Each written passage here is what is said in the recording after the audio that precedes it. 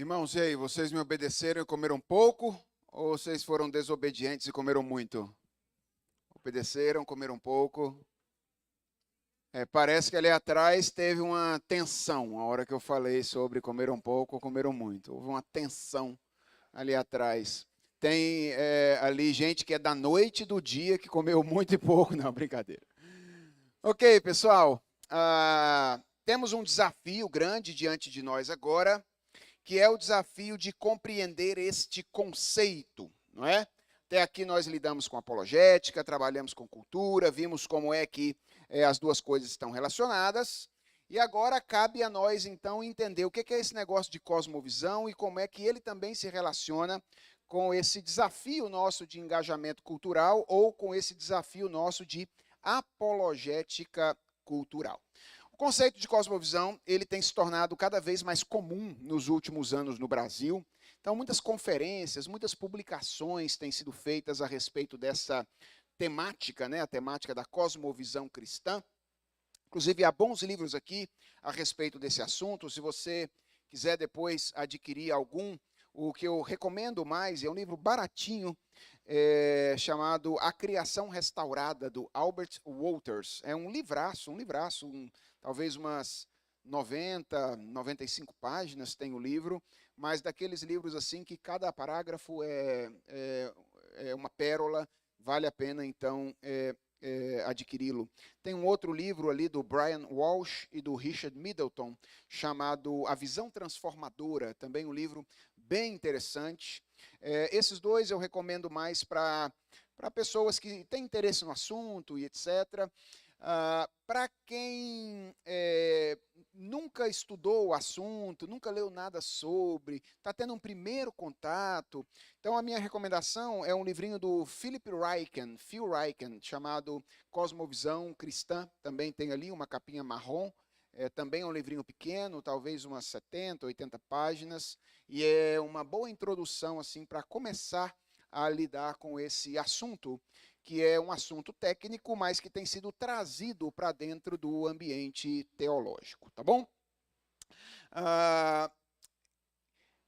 Como eu disse, muita gente tem falado sobre esse assunto, mas isso não é sinônimo de compreensão. Às vezes a gente imagina que o fato de um conceito estar sendo muito falado significa que as pessoas estão entendendo a respeito do que elas estão falando. Mas, irmãos, isso não é verdade. Na verdade, eu costumo dizer que quanto mais popular um conceito se torna, maior é o risco de esvaziamento do seu significado. Quanto mais todo mundo começa a falar de um assunto, aí aquele negócio começa a virar moda, e as pessoas já estão falando aquilo mais pelo status que o negócio traz, do que pelo entendimento verdadeiro que se tem a respeito daquele conceito. Eu percebo que isso acontece um pouquinho com o conceito de cosmovisão. Ele virou um conceito da moda, sabe, assim, no ambiente de tradição reformada no Brasil, e aí todo mundo acaba falando sobre o assunto, embora com pouco conhecimento a respeito dele. Então, eu vou tentar ser aqui o mais rigoroso possível com o significado original do conceito e do porquê ele adentra o nosso ambiente, mas, ao mesmo tempo, eu vou tentar transpor a linguagem para que a gente consiga entender bem o significado do conceito. Por que eu estou dizendo isso? Porque, embora o conceito de cosmovisão ele seja muito utilizado no cenário ou no ambiente teológico, ele não é um conceito teológico. Cosmovisão não nasceu dentro da teologia, ok? Foi um conceito que nasceu na filosofia. Então, para quem sabe quem é aquele indivíduo aí, alguém sabe quem é aquele indivíduo ali? Quem é aquele ali? É o Immanuel Kant, não é? O filósofo alemão, que teria sido, segundo os estudiosos, o primeiro a usar essa palavra, cosmovisão. Vamos pensar na palavra um pouquinho aí, para a gente ter uma ideia do que significa. Ela é formada por duas outras palavras, não é? Cosmos, que é a palavra mundo, e visão, que é o quê? É visão mesmo, tá? Ou seja, é visão de mundo, não é? É a palavra. Tem alguns lugares, inclusive, que traduziram de maneira diferente para mundivisão. Só que é uma palavra meio feia, né? Mundivisão. Então fica melhor mesmo cosmovisão. Então ela é uma palavra que nasceu lá no século XVIII, um conceito que nasceu lá no século XVIII, no contexto da filosofia alemã, que é uma filosofia crítica. Qual foi a razão pela qual esse conceito surgiu e qual é o significado mais básico do conceito? Bem, eu costumo dizer que ele nasceu basicamente para afirmar o papel ou a participação ativa do sujeito no processo de conhecimento. Bem, eu vou explicar isso. Eu sei que talvez isso esteja um pouquinho difícil. Até a filosofia alemã, até o século XVIII, a visão que as pessoas tinham a respeito do conhecimento era a de que o conhecimento se dava de maneira imediata, ou seja, sem o uso de meios. A ideia era a seguinte, lembra de um cara chamado John Locke? John Locke falou que todo ser humano tem uma tábula rasa na sua cabeça, não é? A nossa razão é como uma tábula rasa, a gente tem uma folha em branco na nossa cabeça. Quando a gente tem experiência com a realidade, com o mundo, a gente tem os nossos sentidos, né? A visão, o tato, o olfato, o paladar, a audição. E é isso que nos abre para o contato com o mundo, contato com a realidade sensível. O John Locke dizia que era mais ou menos assim que a coisa acontecia em termos de conhecimento. Os seus sentidos, que são o meio através do qual você tem contato com a realidade, percebem a realidade e simplesmente imprimem um significado da realidade na sua folha em branco. Então, essa era a ideia que se tinha antes. Então, você tem uma folha em branco na sua cabeça, e aí, quando você experimenta a realidade, tem uma máquina de escrever lá dentro, não é? Que vai digitando aquilo que você está percebendo através dos seus sentidos. Bem, um negócio começou a intrigar os filósofos alemães, que era o seguinte: se todo mundo tem uma folha em branco na cabeça, e todo mundo experimenta os mesmos objetos da realidade, por que que eles chegam a conclusões diferentes a respeito de determinados objetos? Ou seja, às vezes, eu acho que você já teve essa experiência, você vê dois indivíduos lidando com um determinado fato da realidade. E aí um indivíduo emite uma opinião X sobre o que significa aquele fato. E um outro indivíduo emite a opinião Y a respeito daquele fato. Que você olha para os dois e pergunta assim: será que esses caras estão vendo a mesma coisa? Não é isso? Isso já aconteceu com você alguma vez? Se não aconteceu, você tem que assistir mais notícia política no Brasil. Né? Tem que assistir mais notícia política. Porque dependendo do canal no qual você liga, hoje em dia, a interpretação é X. Dependendo do canal que você liga, a interpretação é outra. Embora o fato seja o mesmo. Ok? Então, se você nunca teve essa experiência na sua vida, é porque você não está assistindo noticiário do Brasil. Ou você está assistindo só num canal. Ok?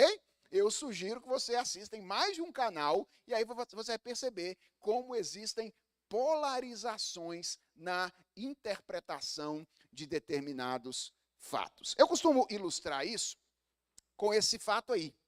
Aliás, esse fato fez recentemente 20 anos, não é verdade? 11 de setembro de 2001, não é? Então, você certamente se lembra o que você estava fazendo quando isso aconteceu.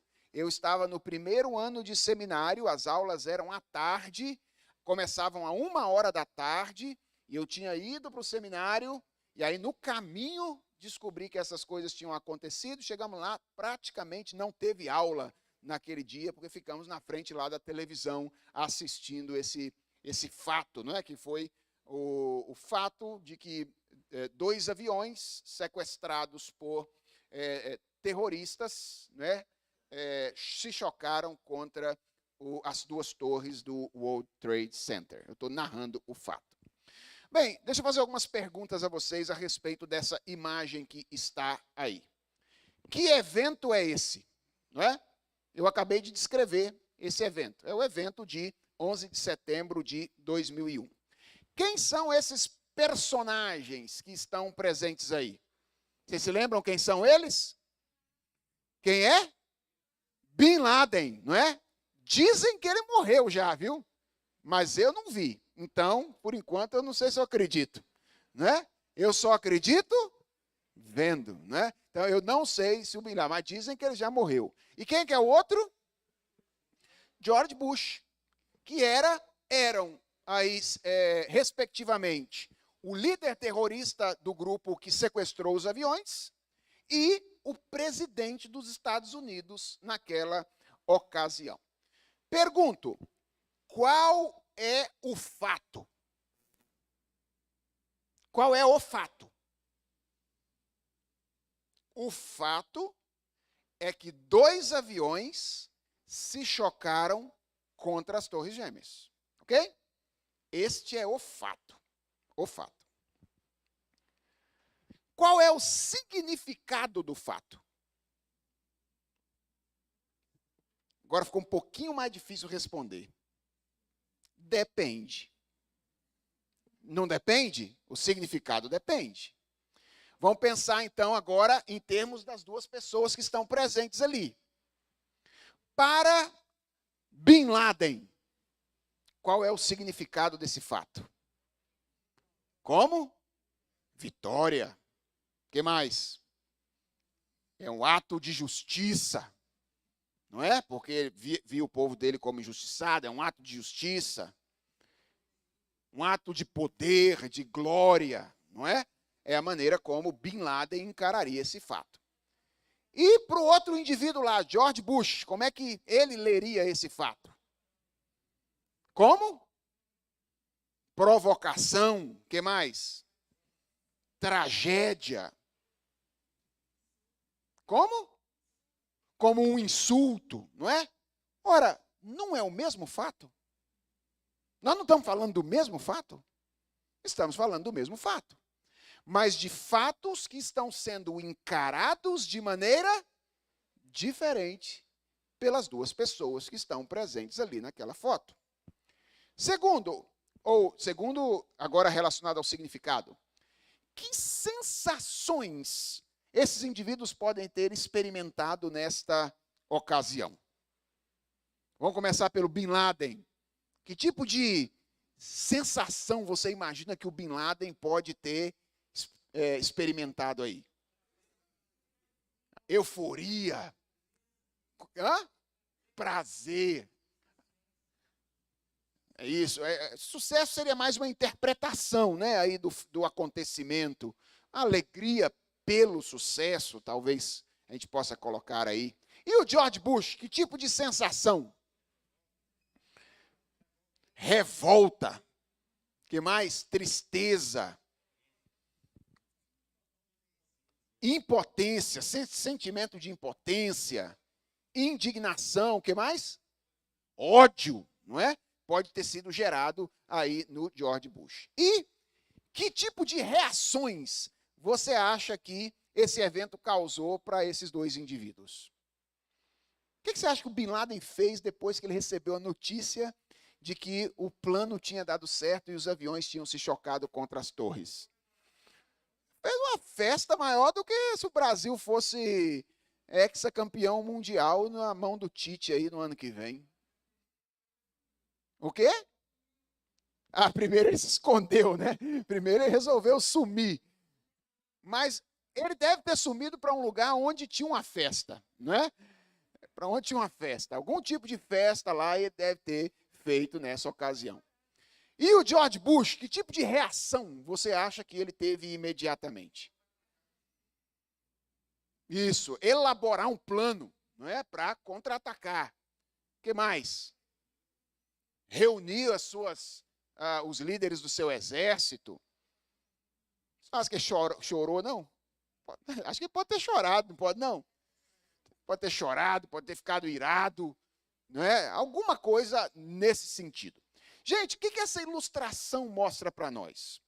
Mostra que, embora sujeitos humanos possam experimentar fatos idênticos, os fatos nem sempre têm o mesmo significado para esses sujeitos.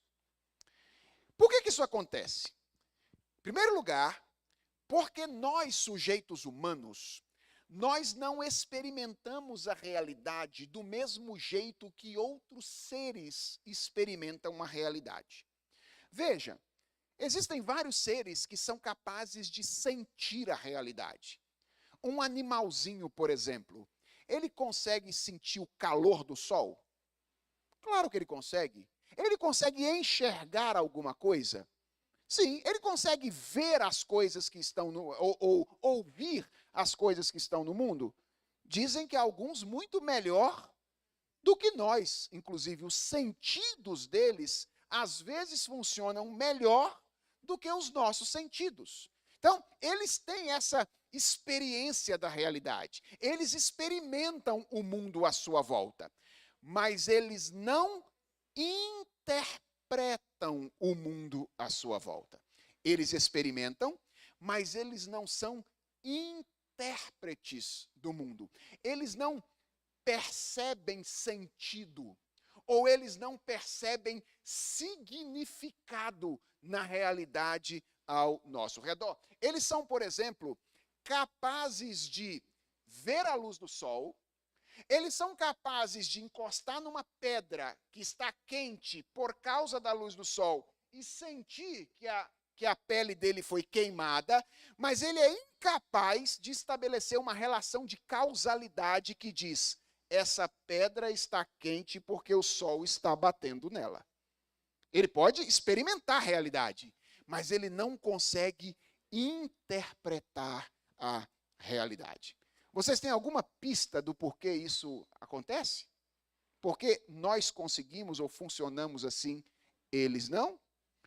Porque nós somos imagem e semelhança de Deus. Então, a nossa experiência da realidade é infinitamente mais profunda do que a experiência de outros seres que experimentam a realidade à sua volta. Nós somos intérpretes da realidade e não experienciadores passivos desta realidade que está ao nosso redor. Os primeiros filósofos alemães do século XVIII perceberam isso. E eles chegaram à seguinte conclusão: qual é a razão pela qual pessoas diferentes chegam a conclusões diferentes sobre o mesmo fato? Uma possibilidade era eles não estarem vendo o mesmo fato. Mas a gente sabe que os fatos com os quais eles estão lidando, da perspectiva externa, são os mesmos fatos. Então, qual é a única explicação possível para isso? É que, na verdade, ao contrário do que diziam os filósofos anteriores, a nossa mente, ou melhor, a nossa interioridade, não é uma folha em branco. Na verdade, existe alguma coisa que se interpõe entre o sujeito e o objeto do conhecimento, que determina a maneira como o sujeito conhece o objeto. Percebeu a mudança filosófica que aconteceu aí? Até a Alemanha do século XVIII, o homem tem uma folha em branco na cabeça, ele experimenta a realidade e os seus sentidos simplesmente imprimem o significado lá. Agora tem uma certa desconfiança desse princípio. Na verdade, quando nós nos aproximamos do mundo para conhecer o mundo, nós já carregamos alguma coisa que os filósofos alemães inicialmente chamaram de cosmovisão. Então, o que é cosmovisão? Definição preliminar, tá bom? Cosmovisão é semelhante a uma lente através da qual nós enxergamos a realidade. Todo mundo vê o mundo, todas as pessoas enxergam o mundo a partir de uma lente. E essa lente é que dá cor para o mundo que nós observamos. Deixa eu fazer um adendo aqui, porque eu posso estar sendo mal entendido. Eu não estou dizendo que o mundo é sem cor, ok? Porque algumas pessoas, esse é o caminho dos relativistas, não é? Dizem, o mundo é sem cor. E, na verdade, o mundo ganha a cor que você atribui a ele, e a cor que você atribuir, ele passa a ter a partir de então. Isso é o que diria um relativista. Não é o que eu estou dizendo como um cristão. O mundo tem cor. Qual é a cor do mundo? A cor que o Criador estabeleceu para ele. Então, quem é que pintou o mundo? Quem foi que criou o mundo? Foi Deus. Então, as coisas são aquilo que Deus diz que elas são. Mas Deus nos criou a imagem dele para percebermos, interpretarmos os significados que estão no mundo. Essa lente que todos nós temos pode estar, portanto, mais próxima da maneira como Deus enxerga a realidade. E se ela estiver mais próxima da maneira como Deus enxerga a realidade, como é que a gente chama isso? Verdade, ok? E ela pode estar mais distante da maneira como Deus enxerga a realidade. E aí, como é que a gente chama isso? A gente chama de mentira. Então, eu não quero que você me entenda como um relativista, tá bom? O pastor foi lá na igreja e falou que é assim, ó, o mundo não tem cor, não tem significado. Então, por exemplo, se uma pessoa nasceu lá com um determinado sexo, se ele se vê como outro, ele pode dizer que é e tudo bem. Não é isso que eu estou dizendo. O que eu estou dizendo é que nós somos intérpretes. Nós podemos interpretar bem, mas nós podemos interpretar mal. O que nós não podemos fazer é não interpretar a realidade à nossa volta. Sabe por que é importante aprender isso? Eu acho que há várias razões pelas quais o conceito, entender o conceito de cosmovisão é algo importante. É que, quando nós entendemos isso, nós percebemos, por exemplo, que as ações ou reações que nós temos no mundo não são ações e reações imediatamente aos fatos, mas são ações e reações às nossas interpretações dos fatos. E isso, pelo menos, deveria fazer a gente um pouquinho mais humilde. O problema é que a gente, às vezes, imediatamente identifica a nossa interpretação do fato com o fato. Deixa eu mostrar para você como é que a nossa reação é a reação à interpretação.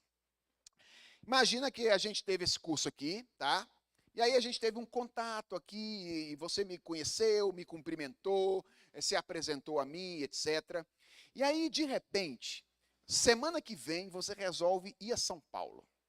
E aí você está lá perto do Mackenzie, onde eu trabalho, e aí, no momento em que você está chegando lá, eu estou saindo do meu escritório e andando pela rua onde você está, eu passo por você e eu não cumprimento você. Este é um fato. Qual é o fato? Nós nos cruzamos e não nos cumprimentamos. Existem N possibilidades de interpretação deste fato. N possibilidades. Por exemplo, uma interpretação é: desde que eu vi esse menino pela primeira vez, eu percebi que ele era metido. Essa é uma interpretação possível, não é? Essa é uma interpretação possível. Eu olhei para a cara dele pela primeira vez e eu sabia que esse negócio aí de pastor, esse negócio é só uma capa aí, ó. Isso aí, ó, vale nada. Ok? Essa é uma interpretação possível. Outra interpretação possível é: acho que ele devia estar muito ocupado. Ele não me viu, não me cumprimentou, então acho que ele estava muito ocupado. E elas são interpretações derivadas de pressuposições prévias que você tem a meu respeito. Então, se porventura você não ia muito com a minha cara, você vai para a primeira interpretação. Se eventualmente você tinha algum apreço prévio por mim, então você tende a interpretar da segunda maneira. E a pergunta é: quem está certo? Quem está certo? Por enquanto a gente não sabe. Ok? Por enquanto a gente não sabe. Como é que a gente pode saber para fazer? Ou fazer para saber? Se você quiser saber o que aconteceu, o que você deveria fazer? Perguntar para mim. Você, pastor, naquele dia eu estava lá no Mackenzie, etc. assim, e eu passei pelo senhor, o senhor não me viu. O que aconteceu? E eu poderia dizer: então, eu não te contei, mas sabe aquele óculos que eu estava usando lá? Então, ele tem alguns graus de eu tenho alguns graus num olho e o outro no olho. Muito provavelmente, eu não te vi. Veja, isso aqui é só uma ilustração, tá bom? Eu enxergo bem sem óculos. E possivelmente, se eu tivesse sem óculos e não te visse, alguma outra razão teria. Ou eu não conheci você, e etc. Mas eu estou apenas mostrando que, entre essas possibilidades que eu acabei de mencionar, ainda existem outras possibilidades que a gente sequer está considerando quando a gente está analisando um fato específico. Então, é muito importante entender isso para a gente compreender como as nossas ações e reações no mundo, elas são não ações e reações diretas aos fatos que nós experimentamos, mas as interpretações que nós fazemos dos fatos. Isso já mostra para nós que interpretar bem a realidade é extremamente importante para que a gente tenha uma experiência adequada da realidade. À luz disso que eu já falei até aqui, deixa eu fazer uma pergunta para você. Você tem certeza que está vivendo no mundo real? Pergunta de filósofo, né? Assim, ou seja, você tem certeza que o mundo no qual você está vivendo é o mundo tal qual você vê?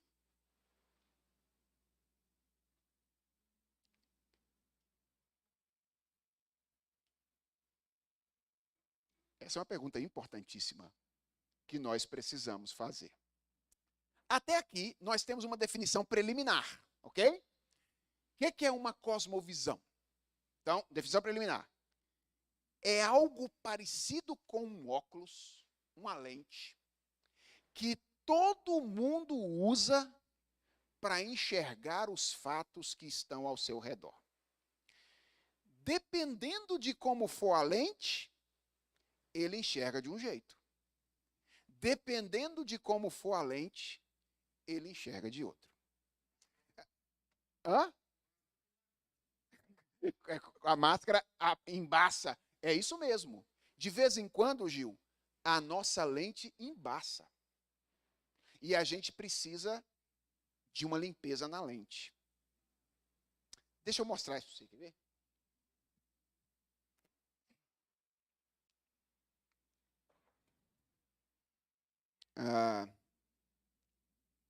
Abra sua Bíblia aí em Marcos.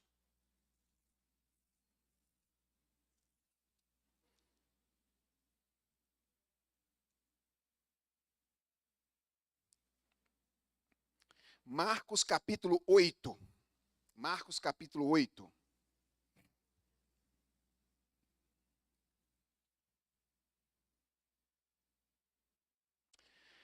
Marcos capítulo 8, a partir do verso de número 22, tá bom? 22. Esta é a primeira cura de um cego registrada por Marcos no seu evangelho. Atenção, eu não estou dizendo que este foi o primeiro cego que Jesus curou. Jesus curou muitos outros cegos antes. Mas essa é a primeira cura de cego registrada no evangelho de Marcos. Importante, gente. Os evangelhos são biografias teológicas. Eles não estão muito preocupados com a ordem como os eventos aconteceram. Quer dizer, um está mais do que outros, não é? Mas eles, em geral, organizam os fatos para contar uma história teológica a respeito de Jesus Cristo. Eles querem enfatizar aspectos diferentes do caráter de Jesus. É por isso que existem 4 evangelhos e não apenas um. São 4 contando a mesma história. Por quê? Porque cada um enfatiza um aspecto diferente a respeito do nosso mestre. O evangelho de Marcos enfatiza muito o discipulado, a maneira como Jesus treina os seus discípulos para compreender quem ele é e entender o que ele veio fazer. Esse é um dos aspectos importantíssimos do evangelho de Marcos. E aqui nós temos a primeira cura de um cego nesse evangelho. Deixa eu ler com vocês o texto e eu quero mostrar alguns detalhes interessantes para vocês. Então, chegaram a Betsaida e lhe trouxeram um cego, rogando-lhe que o tocasse. Jesus, tomando o cego pela mão, levou-o para fora da aldeia e, aplicando-lhe saliva aos olhos e impondo-lhes as mãos, perguntou-lhe: vês alguma coisa? Então veja, Jesus encontra o cego e aí ele toca saliva nos olhos do cego. Parece esquisito esse negócio, né? Meio nojento esse negócio de tocar saliva nos olhos do cego. Bem, Jesus tem alguns interesses com isso. O primeiro é comunicar-se com o cego. O cego não consegue enxergar. Qual é a linguagem comum para um cego? A linguagem tátil. Então Jesus toca os olhos dele, como que dizendo: olha, eu vou mexer aqui. Ok? E talvez você esteja perguntando, mas por que esse negócio de saliva? Porque saliva vem de onde? Da boca. De onde procedem o que também? As palavras. É Jesus mostrando que é a palavra dele que abre os olhos das pessoas. Através desse gesto que ele está realizando aqui. E ele então pergunta ao cego: vês alguma coisa? E olha o que diz o verso 24. Este, recobrando a vista, respondeu: vejo os homens, porque como árvores os vejo andando. E o cego falou assim: ô Jesus, estou vendo, mas está esquisito. Estou vendo embaçado. Estou vendo umas pessoas, mas parecem umas árvores que estão andando aí. Estou vendo vultos. É isso que ele diz a Jesus. E aí olha o que diz o verso 25. Então, novamente lhe pôs as mãos nos olhos, e ele, passando a ver claramente, ficou restabelecido. E tudo distinguia de modo perfeito. E aí o que Jesus fez? Jesus foi lá de novo, tocou os olhos de novo do cego, e aí ele então passou a enxergar. Pergunto, por que Jesus curou esse indivíduo por etapa? Será que assim, Jesus não teve condições de curar ele de uma vez? Vocês acham que Jesus não tinha condições de curar esse cego de uma vez? Dê uma olhada no capítulo de número 7. E olha como o texto faz um paralelo ou estabelece uma contradição entre uma cura e outra. Olha a cura desse surdo gago. De novo se retirou das terras de Tiro e foi por Sidom até o mar da Galileia, através do território de Decápolis. Então lhe trouxeram um surdo e gago e lhe suplicaram que impusesse as mãos sobre ele. Jesus, tirando-o da multidão à parte, mesmo jeito, ó, pôs-lhe os dedos nos ouvidos e lhe tocou a língua com saliva. Você não pode olhar para dois textos pertinho, vendo Jesus fazendo as mesmas coisas e não relacionar os dois. Depois, erguendo os olhos ao céu, suspirou e disse, Efatá, que quer dizer, abre-te. Abriram-se-lhe os ouvidos e logo se lhe soltou o empecilho da língua e falava desembaraçadamente. Olha o que Marcos enfatiza aqui. Como é que Jesus curou esse surdo-gago aqui? De uma vez. Jesus botou o dedo na orelha dele e ele saiu falando igual uma maritaca. É isso. De uma vez. Agora, o cego, Jesus curou por etapa. Minha pergunta é, por quê? Veja o que vem logo depois da cura do cego em Marcos capítulo 8. Vem o momento exato em que os discípulos de Jesus, depois de ter andado com ele durante 8 capítulos ao longo do Evangelho de Marcos, vão fazer aquela declaração verdadeira a respeito de quem ele é. Então Jesus e os seus discípulos partiram para aldeias de Cesareia de Filipe. E no caminho perguntou-lhes, quem dizem os homens que eu sou?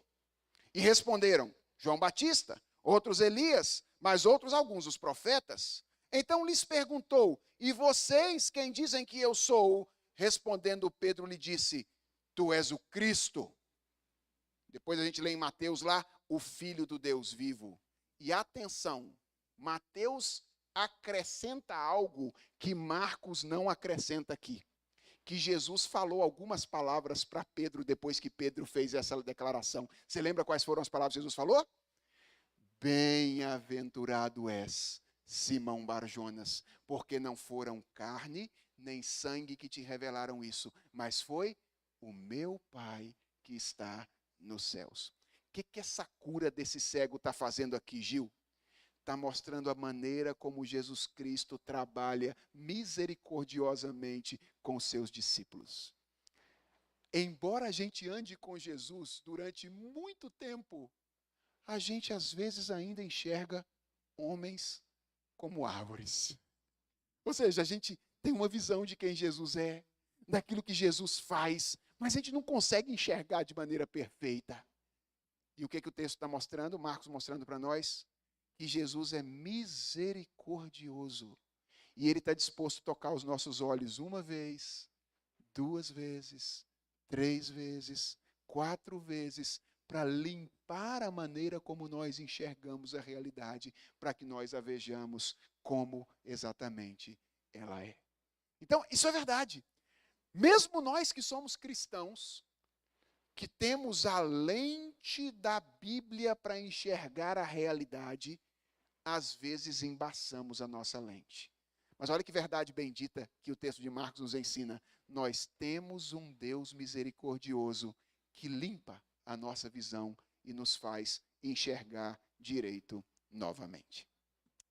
O que é uma cosmovisão?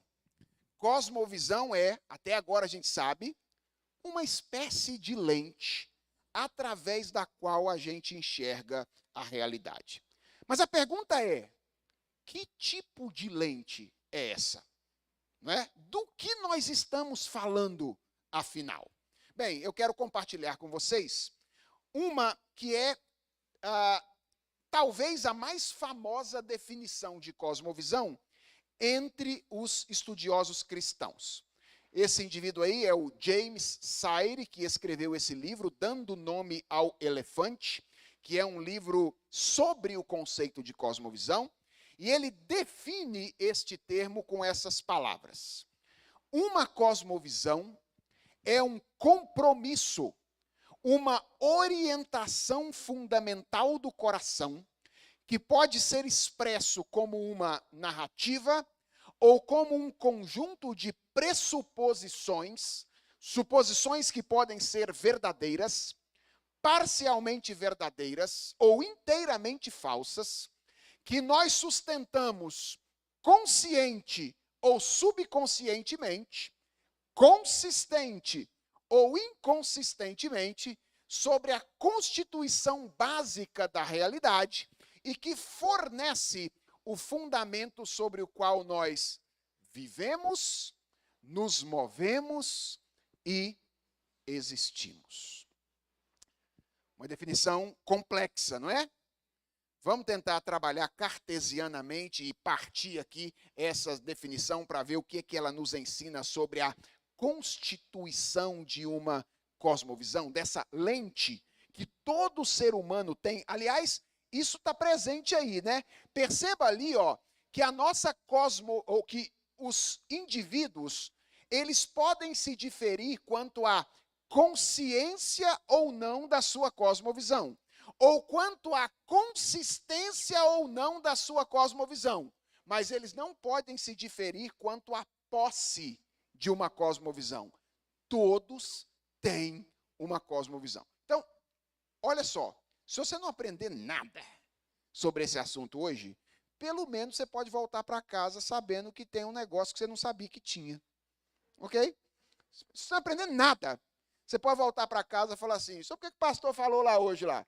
Falou que eu tenho um negócio aí chamado cosmovisão, que eu não sabia que eu tinha, mas agora eu sei que eu tenho. Então, tá vendo? Se for uma coisa boa, não é? Pelo menos você ganhou agora a consciência de que você tem um negócio aí chamado cosmovisão. Todas as pessoas têm. Elas podem estar inconscientes de qual é a cosmovisão delas. E isso é um problemão. Um problemão. Porque alguém que está inconsciente da sua cosmovisão não tem consciência dos critérios por meio dos quais ele está interpretando a realidade. Então, de repente, ele diz assim, eu sou um cristão. Mas na hora de interpretar o mundo, ele está usando categorias que não são tão cristãs quanto o cristianismo que ele admite proferir. Ué, isso é possível, pastor? Claro que é. Uma vez Jesus se encontrou com um jovem que tinha certeza de que ele era um cristão. O jovem perguntou para ele, mestre, o que eu faço para herdar a vida eterna? E aí Jesus olhou para ele e falou, você conhece os mandamentos? E ele falou, todos, não falou? Falou todos os mandamentos de cor, falou. E ele disse mais, ele falou assim, ó, eu não só conheço os mandamentos, mas eu tenho me esforçado para observar esses mandamentos ao longo da minha vida. E aí Jesus olhou para ele e falou assim, então só falta uma coisa para você. Vende o que você tem, dá aos pobres e me segue.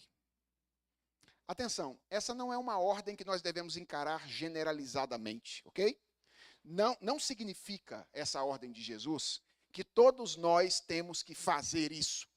Essa era uma ordem específica para aquele rapaz, embora o princípio seja verdadeiro sempre. Qual é o princípio? O princípio de que nós não devemos ser materialistas. Mas Jesus deu essa ordem para aquele rapaz estrategicamente. Lembra da apologética de Jesus ontem? Ele sempre vai àquilo que interessa, que é a adoração do coração. Quando a mulher começou a falar sobre culto, ele falou, vamos falar sobre o seu adultério? Você quer discutir culto, onde é que tem adoração? Vamos falar sobre o seu adultério? Agora está o legalista lá do jovem rico falando, oh, eu conheço todos os mandamentos, eu sei tudo de cor. Jesus falou, vamos falar de onde está o seu coração? Vende o que você tem, dá aos pobres e vem atrás de mim. E ele foi incapaz de fazer isso. Por quê? Porque aquele jovem, embora fosse, na visão dele, um judeu muito comprometido, era, na verdade, um materialista. Alguém que estava enxergando a vida, não como se obedecer a Deus fosse a razão de ser da existência, mas como se ganhar dinheiro fosse a razão da existência. Olha, é o mesmo mundo. Ele achava que estava olhando para o mundo como um cristão que dizia, obedecer a Deus é o que eu devo fazer aqui. Mas, na verdade, ele estava inconsciente quanto à maneira como ele de fato enxergava a realidade. Ele se achava um judeu, mas na verdade era um materialista. Então, é muito importante tomar consciência da maneira como nós interpretamos a realidade. E depois eu falo sobre isso em outro momento com vocês, sobre como tomar consciência. Nosso objetivo hoje é o objetivo de definição. Então, cosmovisão é uma lente através da qual nós interpretamos a realidade. Que lente é essa? Primeiro, ela sempre é uma lente religiosa. O que é uma cosmovisão? Diz o James Sire, é um compromisso. É uma orientação fundamental do coração. Então vejam, uma cosmovisão não é apenas um conjunto de ideias, ok? Não é apenas algo que um indivíduo sabe, mas é algo com o qual o indivíduo está verdadeiramente comprometido. Num certo sentido, só existem duas cosmovisões no mundo, tá bom? Só duas. Quais são elas? Teísmo cristão ou ateísmo? Não foi isso que Jesus disse? Quem comigo não ajunta, espalha. Num sentido, só existem duas cosmovisões no mundo. Por quê? Porque uma cosmovisão começa com aquilo que ela diz a respeito de Deus. E a respeito de Deus, apenas duas coisas podem ser ditas de maneira prática.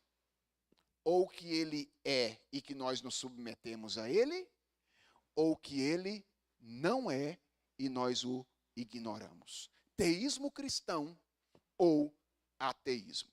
É claro que o teísmo cristão e o ateísmo pode ganhar várias facetas diferentes, e aí a gente poderia falar em várias cosmovisões, inclusive.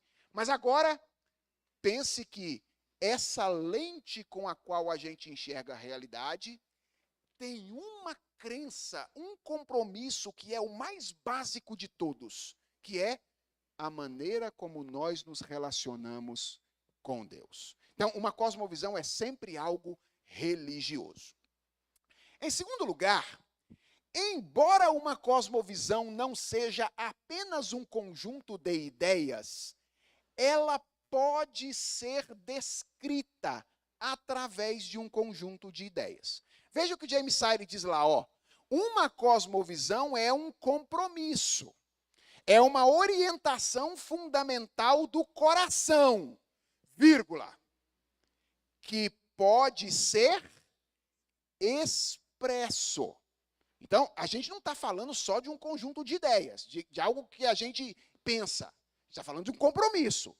Mas é possível expressar esse compromisso de duas maneiras diferentes. E amanhã eu vou falar sobre isso com um pouco mais de detalhe, porque isso vai ser importante. A gente pode expressar através de uma narrativa, através de uma história. Interessante como nós somos seres narrativos, não é verdade? Por exemplo, tem gente que é extremamente narrativo. E tem outras pessoas que são mais lógicos. Ó, pode ser expresso através de uma narrativa ou de um conjunto de pressuposições. Tem gente que é assim, ó. Você chega para ele e fala, como é que é seu nome? Aí ele fala assim, deixa eu explicar para você. O meu avô, ele morava em tal lugar assim, assim, e ele tinha um nome X. Quando meu avô mudou de tal lugar assim, assim, assim, aí então ele encontrou a minha avó, que se chama assim, assim, assim. Quando meu pai e minha mãe nasceram, quando meu pai e minha mãe se casaram, e eles tiveram um filho, etc. O que esse cara está falando, gente? O que esse cara está fazendo? Ele é narrativo. Ele é um sujeito narrativo. Então ele se situa no mundo, ele se localiza no mundo, contando histórias. Tem pessoas que são assim. E essas pessoas expressam a sua fé, expressam o seu compromisso, expressam a sua cosmovisão através de uma história. Outras pessoas são mais lógicas. É o meu caso aqui. Se você perguntar qual é o seu nome, eu vou falar Felipe.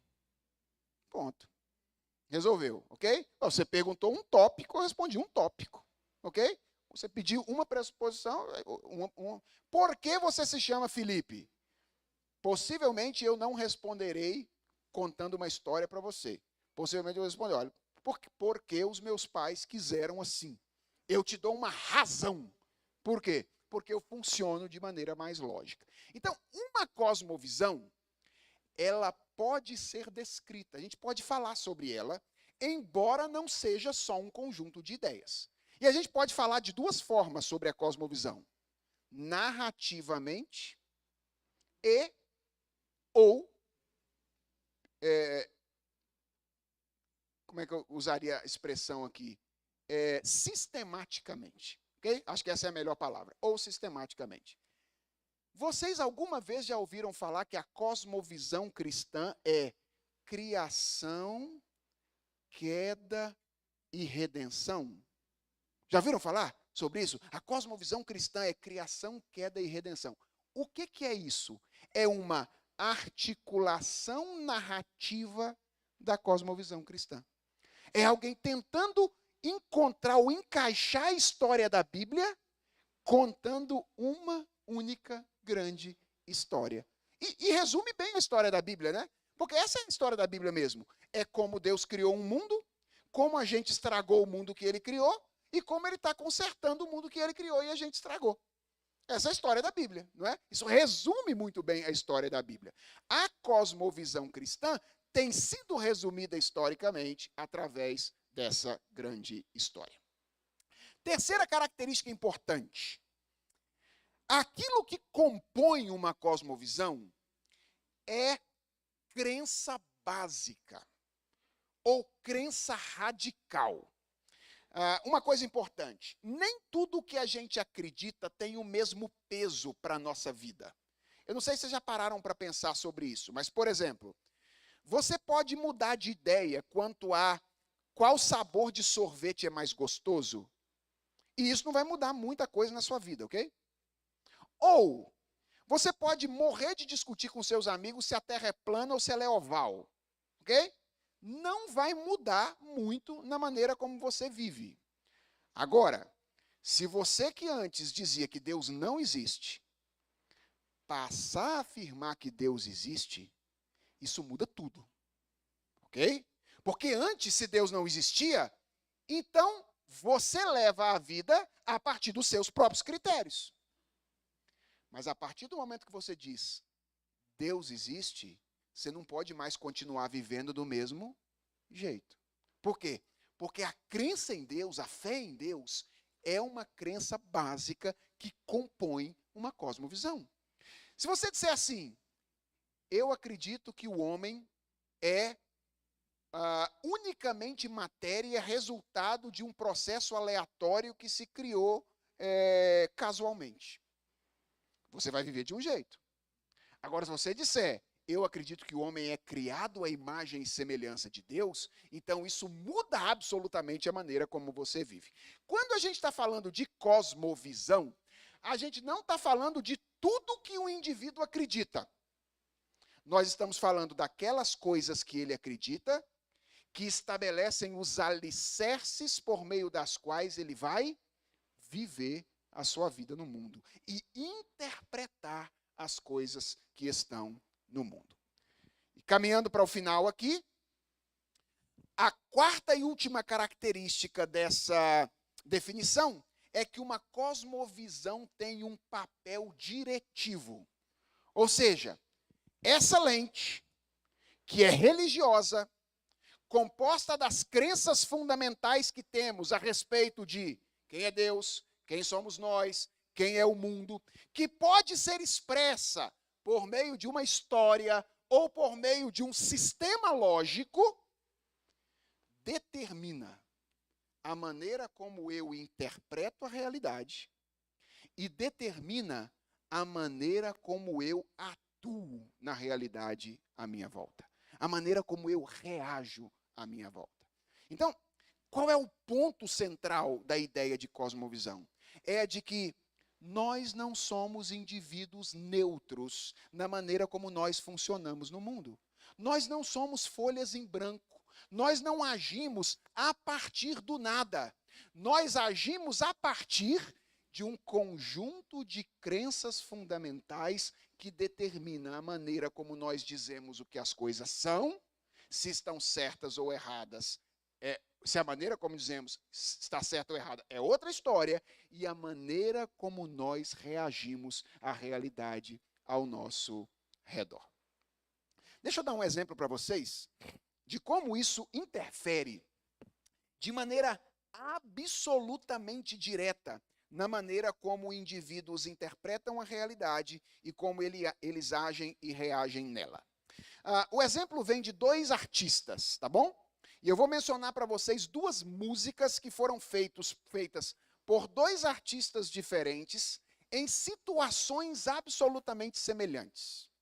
A primeira delas é feita por um indivíduo, vocês conhecem bem, chamado Cazuza, ok? Lembra de Cazuza?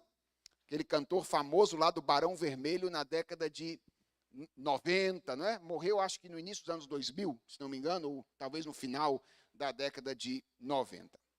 Cazuza era adepto de uma visão existencialista. Essa era a cosmovisão de Cazuza. O que acredita um existencialista? Amanhã isso vai ficar mais claro para vocês, a maneira como eu vou organizar aqui, mas basicamente acredita que não existe nenhum Deus, nós estamos sozinhos aqui nessa realidade, que a única coisa ruim no mundo que existe são outros e estruturas que impedem que você se realize, e que a razão de ser da sua existência é conseguir vencer esses outros e estruturas que realizem e afirme-se como sujeito diante da realidade. Basicamente, isso é o que acredita um existencialista. Não tem sentido nenhum prévio. O problema do mundo são os outros que querem que você faça aquilo que eles querem, e você precisa se autoafirmar diante deles para que você seja alguém no mundo. Construa a sua própria existência. Como é que eu sei que Cazuza era um existencialista? Porque ele escreveu uma música chamada Largado do Mundo. Esse era o título da música, e a música expressa literalmente o pensamento de um filósofo existencialista chamado Martin Heidegger. Nós somos o ser aí, estamos largados no mundo. Cazuza foi pego na sua juventude por uma enfermidade mortal. Pegou AIDS numa época em que a AIDS era incurável. E quando ele se viu nessa situação, ele escreveu a seguinte canção: O meu partido é um coração partido, e as ilusões estão todas perdidas. Os meus sonhos foram todos vendidos tão barato que eu nem acredito que aquele garoto que ia mudar o mundo frequenta agora as festas no Grand Bonden. Meus heróis morreram de overdose. Os meus inimigos estão no poder. Ideologia, eu quero uma para viver. O meu prazer agora é risco de vida. O meu sex and drugs não tem nenhum rock and roll. Presta atenção nessa frase. Eu vou pagar a conta do analista para nunca mais ter que saber quem eu sou. Pois aquele garoto que ia mudar o mundo, agora assiste a tudo em cima do muro. Meus heróis morreram de overdose. Os meus inimigos estão no poder. Ideologia, eu quero uma para viver. Isso aqui é uma expressão de como a cosmovisão existencialista é incapaz de atribuir sentido para a proximidade da morte.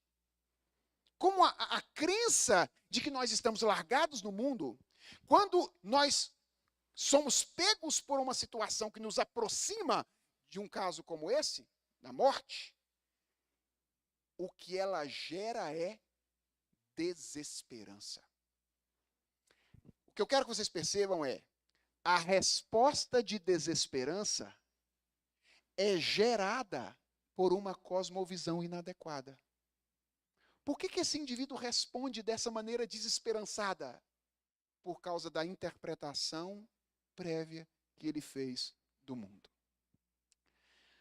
O outro indivíduo se chama Sérgio Muniz Pimenta, músico como Cazuza, que foi pego por um câncer no final da década de 80, quando um câncer era simplesmente fatal. Mais ou menos na mesma idade, os dois. Só que esse não era um existencialista. Esse era um cristão. Por quê? Porque ele escreveu uma canção em que ele diz isso claramente. O que me faz viver, eu sei, é isso. De Jesus o Cristo, o amar. Olha a diferença de interpretação.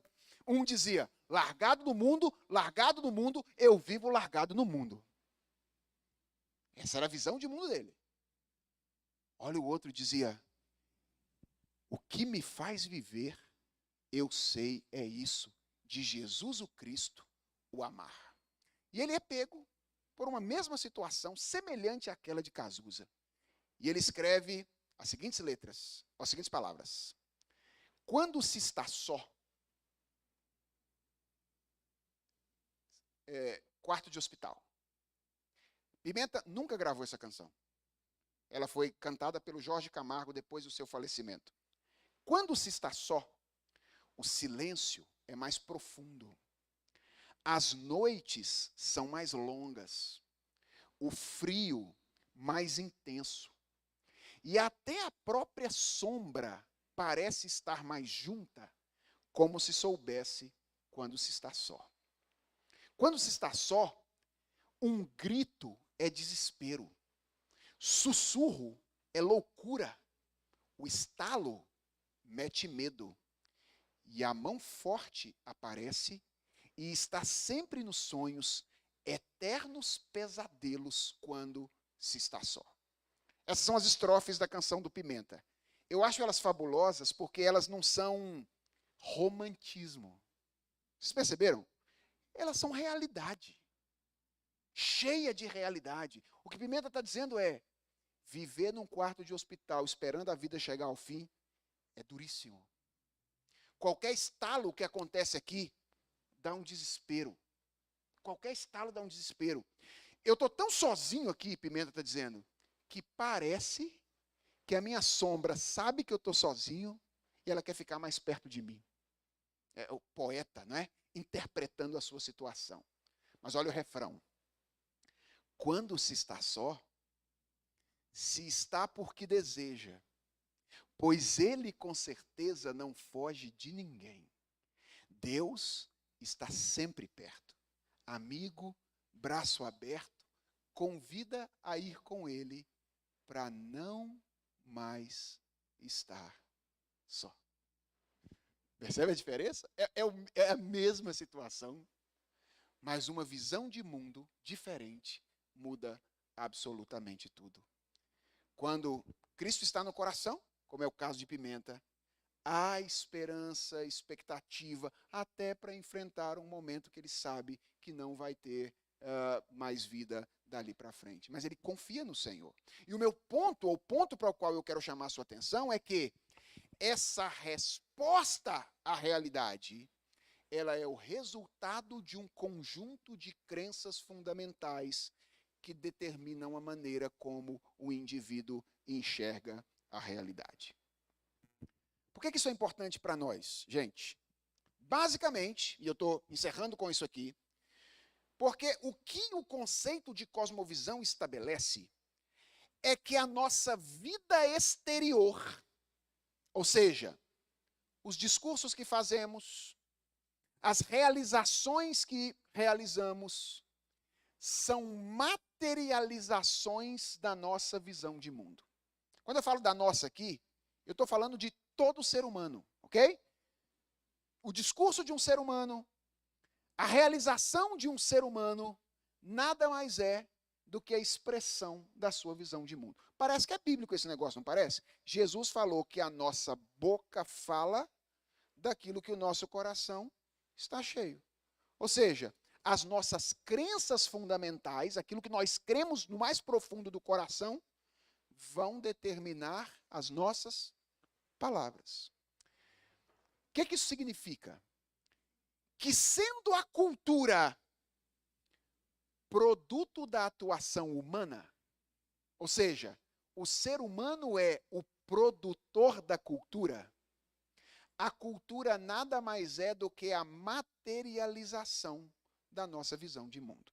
Ou da visão de mundo daqueles que são construtores da cultura. Num sentido amplo, é possível dizer que a cultura é uma espécie de materialização de uma cosmovisão majoritária. Ou seja, as crenças que são compartilhadas pelas pessoas e elas atingem alto grau de aceitação pública, elas vão determinar a direção geral de uma cultura. Mas amanhã a gente vai lidar mais especificamente com produtos culturais. E produtos culturais são a materialização da cosmovisão de quem os produz. Então, é preciso ter isso em mente se a gente quiser fazer apologética cultural. Nós não estamos lidando apenas com um filme. Nós não estamos lidando apenas com um discurso.